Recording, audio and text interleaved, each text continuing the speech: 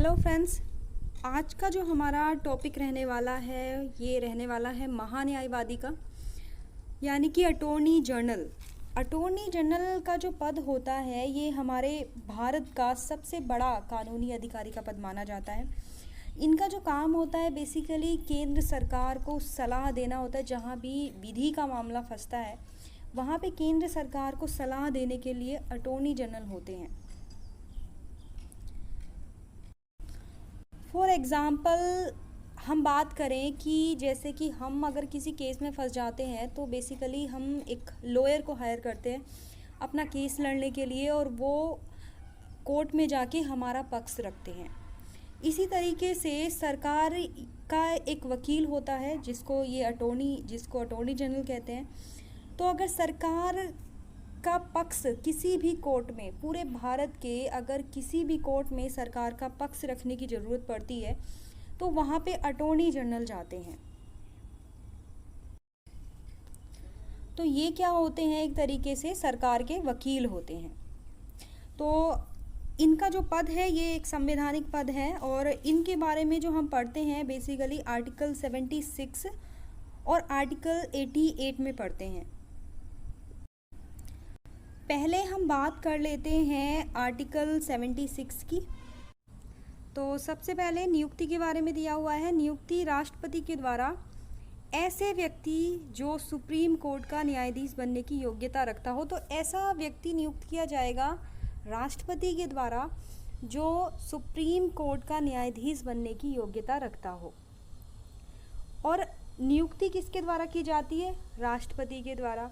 तो बेसिकली राष्ट्रपति जो किसी की भी नियुक्ति करते हैं वो अपनी मर्जी से नहीं करते हैं, या तो वो मंत्री परिषद की सलाह या फिर सरकार की सलाह से करते हैं। तो इनकी जो नियुक्ति है ये सरकार की सलाह से जो है राष्ट्रपति जी के द्वारा की जाती है। दूसरा, ऐसा व्यक्ति जो सुप्रीम कोर्ट का न्यायाधीश बनने की योग्यता रखता हो।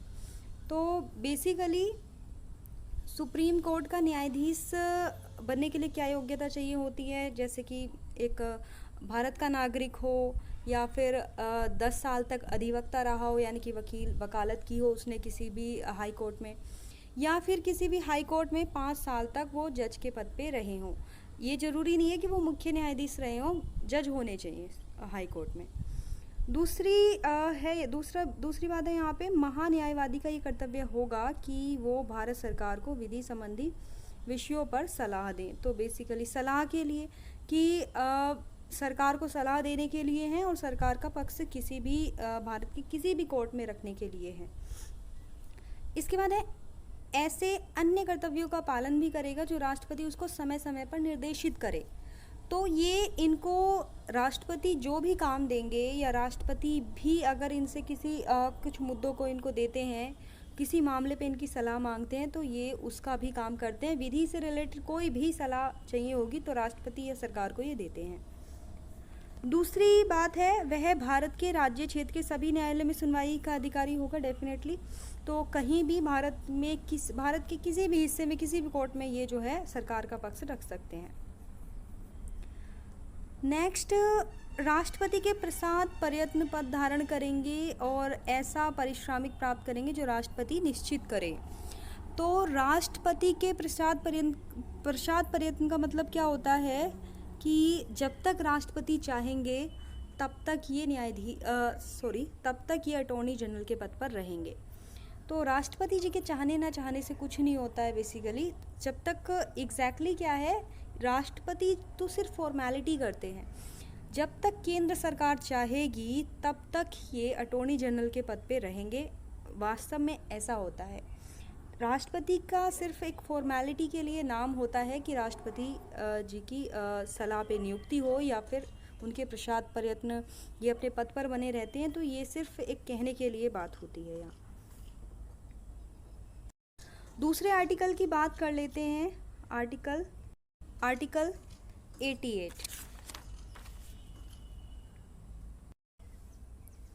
तो बहुत इम्पोर्टेंट है आर्टिकल 88 भी आपके लिए। महान्यायवादी संसद के दोनों सदनों की संयुक्त बैठक में भाग ले सकते हैं, और संयुक्त बैठक में भाग ले सकते हैं या फिर राज्यसभा, लोकसभा, किसी की भी सुनवाई में, बैठक में ये भाग ले सकते हैं और संयुक्त बैठक में भी भाग ले सकते हैं। संसद की किसी समिति का सदस्य भी हो सकता है। तो अटॉर्नी जनरल जो होते हैं ये संसद की किसी भी समिति के सदस्य हो सकते हैं और संसद की कार्यवाही में बोलने का भी अधिकार है इनको। लेकिन यहाँ पे आपको याद रखना है, इन्हें वोट डालने का अधिकार नहीं है। इसमें जितनी भी बातें लिखी हुई हैं आर्टिकल 88 में, ये बहुत इंपॉर्टेंट है आपके लिए। इसी तरीके से क्वेश्चन बनता है। यहाँ पे एक क्वेश्चन दे देंगे ऊपर आपको कि महान्यायवादी के संबंध में निम्नलिखित में से कौन सी बात सही है। तो उसमें ये सब ऑप्शन आपको दे देंगे। तो आपको याद रखना है कि ये संसद के दोनों सदनों में, राज्यसभा या फिर लोकसभा, दोनों में बोलने के अधिकारी हैं, दोनों की बैठकों में भाग ले सकते हैं और दोनों संसद की किसी भी समिति के सदस्य हो सकते हैं, लेकिन इन्हें वोट डालने का अधिकार नहीं है।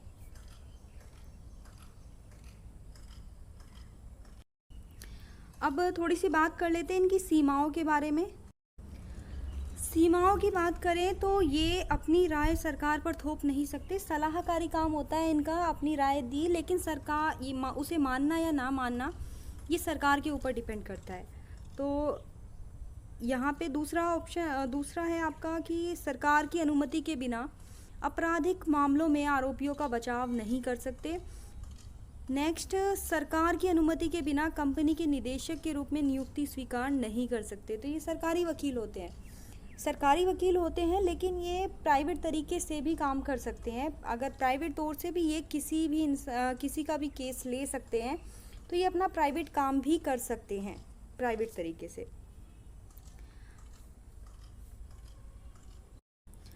लेकिन उसके लिए इन्हें सरकार की सलाह लेनी पड़ती है। सरकार की सलाह के बाद या सरकार की अनुमति के बाद ही ये जो है ऐसा कोई भी प्राइवेट तरीके से काम कर सकते हैं। अगर किसी कंपनी का निदेशक बनना हो या फिर और कोई काम करने हो तो पद पे रहते हुए, तो इन्हें सरकार की परमिशन लेनी पड़ती है उसके लिए। अब एक फैक्ट आपको यहाँ पे और याद रखना है कि जो अटॉर्नी जनरल का पद होता है, इनको सरकारी कर्मचारी नहीं माना जाता है, यानी कि लोक सेवक में इनको काउंट नहीं किया जाता है। और ऐसा इसलिए क्योंकि इनको कोई निश्चित वेतन नहीं दिया जाता, निश्चित सैलरी नहीं दी जाती। इनकी सैलरी जो है वो राष्ट्रपति डिसाइड करते हैं।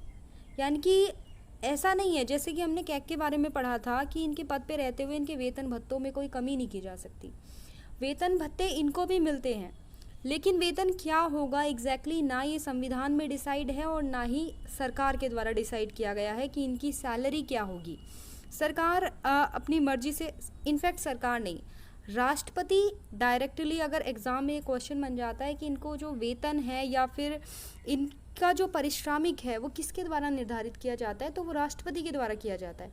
हालांकि वो करती तो सरकार ही है पीछे से, लेकिन यहाँ पे एग्ज़ाम में अगर ये क्वेश्चन बनता है वो बहुत ही अच्छा क्वेश्चन ये एग्ज़ाम में बन सकता है, क्योंकि यहाँ पे मैक्सिमम लोग जो है कंफ्यूज हो जाएंगे। क्योंकि मैक्सिमम टाइम अगर हम किसी का भी देखें तो जो वेतन भत्ते या फिर सैलरी ये सब केंद्र सरकार निर्धारित करती है, राष्ट्रपति का नाम नहीं आता है। लेकिन यहाँ पे साफ साफ लिखा हुआ है, ये आर्टिकल में मेंशन है कि इनका जो पारिश्रमिक होगा, यानी कि जो सैलरी होगी, जो वेतन भत्ते होंगे इनके, वो सब राष्ट्रपति के द्वारा निर्धारित किया जाएगा। और ये भी एक बहुत अच्छा क्वेश्चन बन सकता है कि इनका जो पद है ये सरकारी पद नहीं होता है, सरकारी कर्मचारी का पद नहीं होता है, सॉरी। तो ये बातें यहाँ पे आपको ध्यान में रखनी है। अगर हम इनके कार्यकाल की बात करें तो इनका जो कार्यकाल है ये सीमित नहीं होता है, क्योंकि साफ साफ लिखा हुआ है कि ये राष्ट्रपति के प्रसाद पर्यटन अपने पद पर बने रहते हैं। लेकिन वहीं अगर हम राज्यपाल के बारे में पढ़ें तो राज्यपाल के बारे में भी ये बात मेंशन रहती है कि ये राष्ट्रपति के प्रसाद पर्यटन अपने पद पर बने रहते हैं। लेकिन वहाँ फिर भी मेंशन है उनके कार्यकाल के बारे में, क्लियरली मेंशन है कि इनका कार्यकाल 5 साल का होगा। लेकिन ये बात है कि हाँ 5 साल से पहले भी उनको हटाया जा सकता है, लेकिन मेंशन है कि 5 साल का कार्यकाल है। लेकिन अगर एग्ज़ाम में क्वेश्चन अटॉर्नी जनरल के बारे में आता है और इनके कार्यकाल के बारे में पूछा जाता है, तो इनके कार्यकाल के बारे में संसद ना तो संविधान में कोई निश्चित प्रोविज़न है कि इनका कार्यकाल इतना होगा, और ना ही सरकार के द्वारा कुछ क्लियरली मेंशन किया गया है कि इनका इतना कार्यकाल होगा। तो इनके वेतन भत्ते और इनका कार्यकाल के बारे में कुछ मेंशन नहीं है, ना सरकार के द्वारा ना ही संविधान में। ये आपको एकदम क्लियर हो जाना चाहिए। राष्ट्रपति जब चाहें इनको हटा सकते हैं, तो ये बात आपको याद रखनी है। दूसरा, अगर हम पहले महान्यायवादी की बात करें, तो पहले महान्यायवादी रहे हैं हमारे MC सीतलवाड़। MC सीतलवाड़ पहले महान्यायवादी रहे हैं। और एक तरीके से एक फैक्ट और है इनके बारे में कि आज तक का सबसे लंबा कार्यकाल इनका रहा है। 1950 से लेके 1963 तक 13 साल का कार्यकाल इनका रहा है। तो ये 2 फैक्ट आपको याद रखने हैं, पहले हैं और दूसरा कि सबसे लंबा कार्यकाल रहा है। वर्तमान की बात करें 2023, तो R वेंकट रमण जो हैं, ये हमारे 16 नंबर के अटॉर्नी जनरल हैं। ये भी आपको याद रखना है कि R वेंकट रमण वर्तमान में जो है 2023 में अटॉर्नी जनरल हैं, और ये 16 नंबर के अटॉर्नी जनरल रहे हैं। तो ये आपके अटॉर्नी जनरल से रिलेटेड कुछ फैक्ट थे जो आपको याद रखने हैं। बहुत बड़ा टॉपिक है नहीं, छोटा सा टॉपिक है, और बहुत कम नॉलेज को बहुत कम नॉलेज इनके बारे में मेंशन है, तो आप इजीली याद रख सकते हैं। लेकिन बहुत अच्छे क्वेश्चन इससे बनते हैं। इसकी जो छोटे छोटे पॉइंट्स हैं, छोटे छोटे फैक्ट्स हैं, इनको आपको बिल्कुल इग्नोर नहीं करना है। क्वेश्चन एग्ज़ाम में हमेशा यहीं से बनते हैं, तो सबको आपको याद करके रखना है। आज की वीडियो में सिर्फ इतना ही, और मिलेंगे नेक्स्ट वीडियो में। और वीडियो पसंद आई है तो कमेंट करके ज़रूर बताइए कि आपको कैसी लगी, और लाइक और सब्सक्राइब कीजिए। Thank you, thanks for watching.